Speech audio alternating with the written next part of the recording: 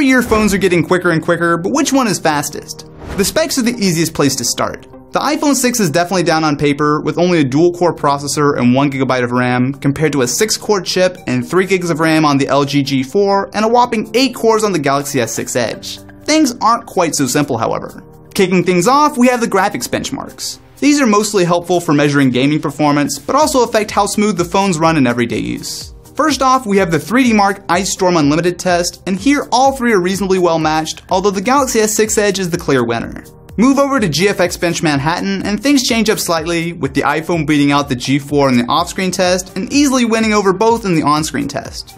Both the Galaxy S6 and LG G4 have Team Crispy approved Quad HD screens that, while great, come with a performance penalty. The phones have to drive a lot of pixels. The iPhone needs to push less than 1/3 as many pixels, which can give it an advantage in some situations, but there's no doubt that the Samsung Galaxy S6 pulls out the win in the graphics department. Next, let's take a look at the processors. The Octane benchmark is a good test of CPU and browser performance, and here the Galaxy S6 Edge easily wins out over the G4 and iPhone, which end up being surprisingly close. Next, we have Geekbench 3, which is a pure test of the processors. In single-threaded performance, the iPhone wins, however the Galaxy S6 is really able to stretch its legs in the multi-core part of the test. This doesn't seem to make much sense on the surface. The iPhone should be way less powerful. What's going on? It might have a big disadvantage on paper, but the iPhone actually has the most powerful CPU cores of the bunch. Both the G4 and Galaxy S6 take advantage of what's known as Big Little, which pairs a set of powerful CPU cores along with less power-hungry ones.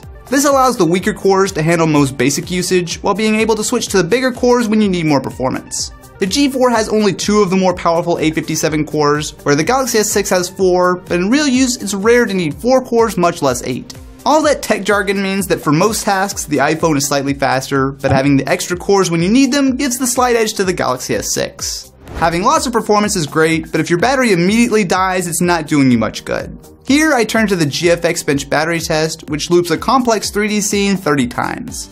Here, the iPhone and Galaxy S6 come up short, where the LG G4 wins out thanks to its bigger battery and slightly less powerful specs compared to the S6. There's another side effect of having a lot of power packed inside a phone, and that's heat. Not only can this make phones uncomfortable to hold, but it can also hurt performance. Using a thermal camera, you can see that there's a pretty major difference in how each phone is able to cope under a gaming load. The iPhone evenly disperses the heat at around 31 degrees Celsius, which is only slightly warm to the touch. Move over to the G4 and it tops out at 36 degrees, which is warm, but the heat is kept to the top, making most of the phone perfectly fine. The Galaxy S6 Edge is even warmer at 38 degrees, and this is spread throughout the phone, making it slightly uncomfortable to the touch. It might not have the most raw power, but the iPhone is clearly the winner here. So at the end of the day, how do these phones stack up? The iPhone and G4 both perform well and have advantages, but it's safe to say that the Samsung Galaxy S6 is the fastest phone out. Well, for now anyway.